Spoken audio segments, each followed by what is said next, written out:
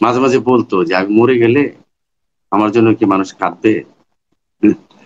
তা আমি বলতাম, যেখানে যাও শুটিং করো সবাই তো তোমাকে ঘিরে ধরে, তো তোমাকে দেখে কাঁদবে না?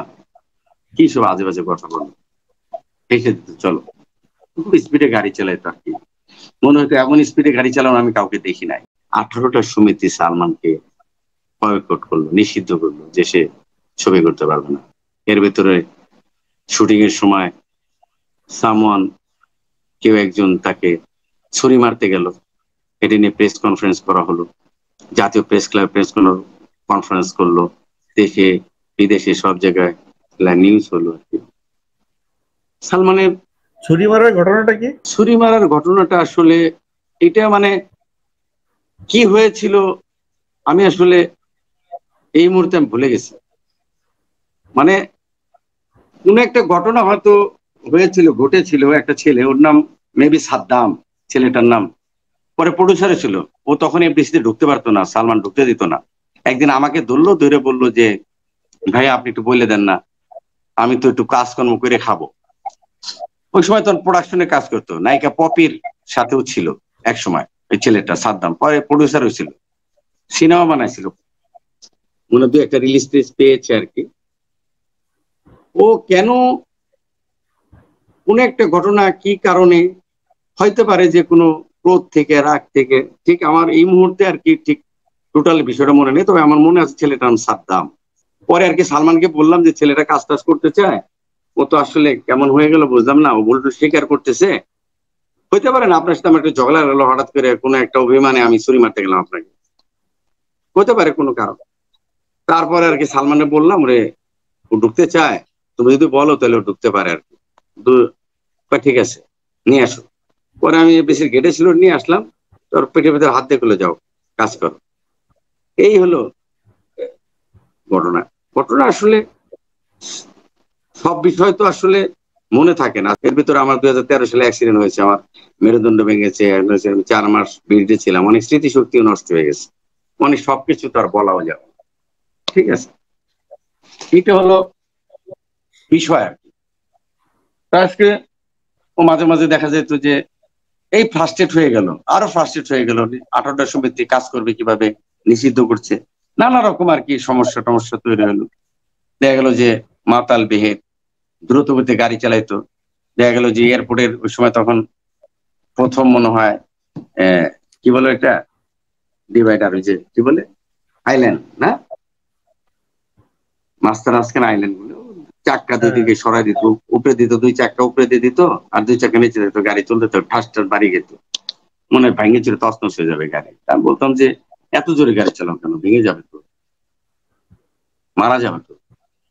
ভেঙে গেলে কি হয়েছে, মারা যাবে তো, মারা মারা যাবো, তাতে কি হয়েছে, তুমি মারা যাবে, আমি তো মারা যাবো না, আমি তো মারা যাবো, আমি কেন মারা যাবো, আমি মারা যাবার, তুমি বেঁচে থাকবে, এটা হয় দুলাল।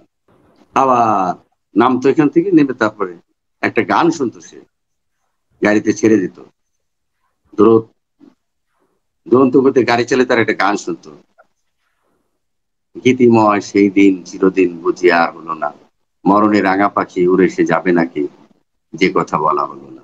সবসময় দেখছি শুনতো আর কি গানটা।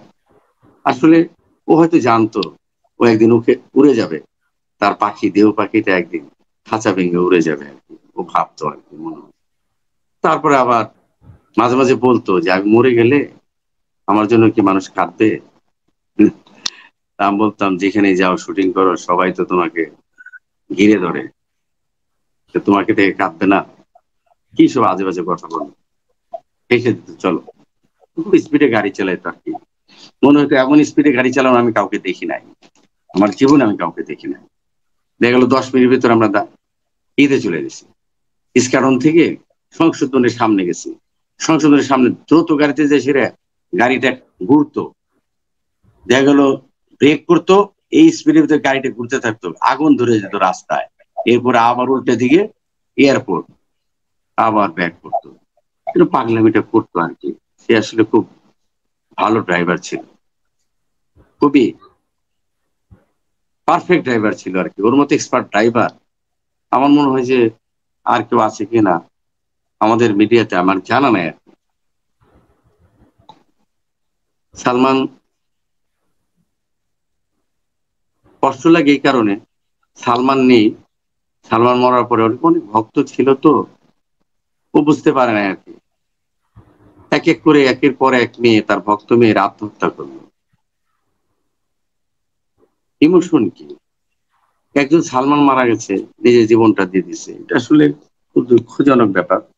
আর একটা ব্যাপার ছিল, সুনামিয়া নামে দুই ভাই, আর আরেকজনের নাম কি আমি ভুলে গেছি, সুনামিয়া, ওর আরেক ভাইয়ের নামটা ভুলে গেলাম, মোটা ছিল। সালমান দায়িত্ব নিয়েছিল ওদের, কারণ ওরা তো খাইতো বেশি, মোটা, ওর অনেক ছবিতে অভিনয় করেছে, ওরা অনেক খাইতো, ওদের অনেক খাদ্য লাগতো। এত খাবার কে দিবে, ওদের তো কাজ ছিল না, সালমান দায়িত্ব নিয়েছিল ওদের খাওয়াইতো। ওরা সালমান মরার পর ওরা নাকি না খাইতে খেতে মারা গেছে। এটা খুব কষ্ট লাগছে, কারণ ওদের দায়িত্বটা আর কেউ নেয় নাই। আমি আসলে এত বছর পরে সালমানের মতো কেউ কি আমাদের ইন্ডাস্ট্রিতে আসছে, সালমান কেন মনে রাখছে? আমাদের ইন্ডাস্ট্রিতে রাজ্জাকের মতো বিখ্যাত নায়ক কি বাংলাদেশের ফিল্মে? রাজ্জাকের মতো নায়ক, নায়ক রাজ, তার মতো নায়ক আরেকটা কে আসছে? ওই সময়ের কথা চিন্তা করেন, 70-80 দশকের কথা চিন্তা করেন। সেই সময় যে নায়ক রাজ মারা যেত, তাহলে কি হইতো? সেই নায়ক রাজ ধীরে ধীরে ধীরে ধীরে চলে গেলেন। ওই ক্রেজটা কি আর ছিল? নায়ক রাজের জন্য কি মাতম করে? নায়ক রাজের জন্য কি এখনো মানুষ এরকম মাতম করে? এখনো কি জীবন্ত হয়ে ওঠে? নায়ক রাজের জন্য এখন গুম নির্গুম হয়ে যায়? এখনো কি ইমোশনাল স্ট্যাটাস দেয় মানুষ নায়ক রাজের জন্য? সালমানের জন্য দেয়, কারণ সালমান শুধু অভিনয় করতেন না, অভিনয়ের মাধ্যমে যেখানে যার সাথে দেখা হইতো সব মানুষকে আপন করে ফেলতেন মুহূর্তে। যে আমাদের বঙ্গবন্ধু যেরকম ছিলেন, যে যে বঙ্গবন্ধু একবার যাকে স্পর্শ করেছে, নাম ধরে ডেকেছে, আদর করেছে, যেমন ভুলিনি কোনোদিন, যার জন্য এই বাংলাদেশ এত বর্বর বাহিনীর বিরুদ্ধে স্বাধীন হয়েছিল, কারণ বঙ্গবন্ধুর জন্য। বঙ্গবন্ধুকে বুকে ধারণ করে কিন্তু মানুষ যুদ্ধে যাবে পড়েছে, আর কোনো কারণ নেই। বঙ্গবন্ধুকে ভালোবেসেই কিন্তু মানুষ যুদ্ধে ঝাঁপায় পড়েছে। তা আমি বঙ্গবন্ধুর সাথে তুলনা করছি না, বঙ্গবন্ধু বঙ্গবন্ধু, কিন্তু আমি যেটা বলছি যে ভালোবাসা, আপামর সাধারণ মানুষের ভিতরে যদি ভালোবাসা জন্ম না নেয়, কারণ এরকম 64টা জেলায় যদি 64 বার যে যদি 64 জনকে এরকম জড়ায় ধরে, 64 জনকে আদর করে, তাহলে ছড়ায় পড়বে। এইভাবেই আর কি। সালমান শুধু অভিনয় করে, পর্দা অভিনয় করে এখানে বিখ্যাত হয় নাই, সালমান শাহ পার্সোনাল জীবনেও সে মানুষের সাথে অমায়িক ব্যবহার করেছে, যার জন্য আল্লাহ তাকে সর্বশ্রেষ্ঠ একটি জায়গায় প্রতিষ্ঠিত করেছেন। আপনি দেখেন, আমরা জানি যে আত্মহত্যা করলে কত প্রবলেম, জানাজা হয় না, এটা হয় না, ওইটা হয় না, মানুষের কত কিছু। কিন্তু উনি কোথায় ঘুমিয়ে আছেন একটু ভাবেন। একজন কামেল পীরে আউলিয়া, যার নাম নিলে শরীরে পশম মানে পুড়ে যায় একটা, তার নাম হযরত শাহজালাল। শাহজালালের মাজারে কত গুণী, কত মনীষী, কত আউলিয়ারা শুয়ে আছেন, তাদের মাঝে সালমান শাহ শুয়ে আছেন। মৃত্যুর 9 দিন আমি তার সাথে ছিলাম না, এই 9 দিনের ভিতরে আমি তার সাথে থাকি নাই, 9টা দিন আমি তার সাথে উনি ডিটাচ মারা ছিলাম। যাওয়ার আগের দিন থেকে আগের 9 দিন আপনি ছিলেন না? 9 দিন ছিলাম না, মারা যাওয়ার দিন থেকে তার আগের 9 দিন আমি ছিলাম না, আমি ছিলাম না। কারণ উনি এক অসুস্থ হইলে, একবার মনে আছে, ও যখন শালম কিরণ সাহেবের এফডিসিতে একটা ছবি শুটিং হচ্ছিল, বিচার হবে, শেষ ঠিকানা, শেষ ঠিকানা, শেষ ঠিকানা। শেষ ঠিকানা, শেষ ঠিকানা, শেষ ঠিকানার ছবি শুটিং হচ্ছিল, তখন উনি, ও তো ডামি ইউজ করতে চাইতো না, ডিগবাজি দিতে হবে, ও তখন ফেয়ার ছিল নিচে, তখন স্ট্যান্ডম্যান ছিল, বললো আমি ডিগবাজি দেবো। রাত তখন মনে হয় 2:30 বাজে, মেবি 2:30। ও তখন ডিগবাজি দিল, একটা ডিগবাজি দিয়ে শর্ট নিল, বললো হয়েছে হিরো। ও সন্তুষ্ট হলো না, ডাবল ডিগবাজি দিবে। ডাবল ডিগবাজি দিতে যে মাথা নিচে দিয়ে যে সে গার ব্যাকা হয়ে গেল, গার ব্যাকা হয়ে গেল। হয়ে যাওয়ার পরে তারপরে সে সবাই, ও মা করে চিৎকার করতেছে, কেউ সবাই দাঁড়ায় আছে। আমি তখন কোলের ভিতরে ওকে মাথাটা এরকম জয়ে মাথাটা টান দিয়ে এমন মাথা টান দিলাম উপরের দিকে। আমাকে অনেকে ধমকাইতেছিল, ওখানে সব ফাইট ডিরেক্টর ছিল, সব ছিল। মুসলিম ভাই ছিল ফাইট ডিরেক্টর, তখন মুসলিম ভাই মারা গেছেন। ওই যে আমি যার কথা বলছিলাম যে আগে, ওই যে রেজওয়ান খান, উনিও তো মারা গেছেন, যার হয় নাই নাটকটা। ওই যে লক্ষ্মী, নাটকের নাম ছিল লক্ষ্মী। যাই হোক, বউকে লক্ষ্মী বান। তো এখানে মুসলিম ভাইও ছিলেন। তো যাই হোক, আমি যখন টান দিলাম, খাট করে আওয়াজ হলো, মা করে চিৎকার দিল। তখন গাড়ি নিয়ে সালমান শাহ স্পোর্টস কার নিয়ে, আমার মনে আছে কিরণ ভাই মেট্রোপলিটন হাসপাতালে গেলেন, আমি চলে যাচ্ছি, আমি তার পিছু পিছু একটা স্কুটার নিয়ে চলে গেলাম। যে সেরে দেখলাম যে পাইলাম না, ওন থেকে চলে গেছে হোলি ফ্যামিলি, বলে হোলি ফ্যামিলি, হোলি ফ্যামিলি এতে গেলাম, হোলি ফ্যামিলিতে বাইরে গেছে। পরে বললো যে সে ধানমন্ডি স্পেশালাইজ। আমি ধানমন্ডি স্পেশালে খুঁজে বের করলাম, তখন যে ট্যাক্সি ক্যাব ছিল, ট্যাক্সি ক্যাব মানে yeah baby taxi, baby taxi, এখন যে সিএনজি। তারপরে স্পেশালে যে পাইলাম সালমান শাহকে, দেখলাম একটু জ্ঞান ফিরেছে, আমি যে ঢুকলাম, অনেক খোঁজাখুঁজি করছি, বুঝেন, রাত 2:30টার ঘটনা। তারপরে খুঁজতে খুঁজতে পাইলাম ধানমন্ডি। কেমনে পাইলাম আল্লাহ জানে, আল্লাহ মাহবুদ জানে। ওইখানে পেয়ে গেলাম, যে এসে তারপর সালমান আমার দেখে জড়াই ধরে বললো, তুমি আমাকে এত ভালোবাসো, তুমি এত কাঁদলে আমার জন্য, এত ভালোবাসো? আমি বললাম, হ্যাঁ ভালোবাসি, ভালোবাসবো না?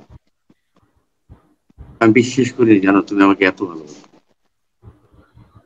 তোমার কান্না আমি শুনতে পাচ্ছি, কিন্তু কিছু বুঝতে পার, আমি কিছু বলতে পারতেছি না। যে সালমান শাহ মন দিয়ে কাজ করতো, যতটুকু করতো মন দিয়ে করতো, কোন স্ট্যান্ড দামি ইউজ করতো না। তার অভিনয় আপনি দেখবেন যে সালমান শাহ শুধু অভিনয় করতো না, মুখ দিয়ে কথা বলতো না, ডায়লগ দিত না।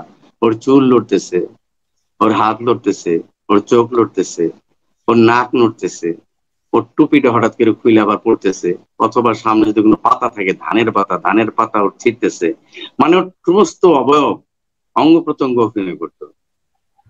এমন একটা অসাধারণ অনন্য প্রতিভার অধিকারী একজন অভিনেতাকে আমরা হারিয়েছি। আমরা যে কি হারিয়েছি, কিছু অবহেলা ওকে ফ্রাস্ট্রেট করে তুলেছে। ফার্স্টের থেকে মৃত্যুর দিকে নিয়ে গেছে, তাকে দাবিত হয়েছে। কারণ এছাড়া কোনো পথ কি ছিল?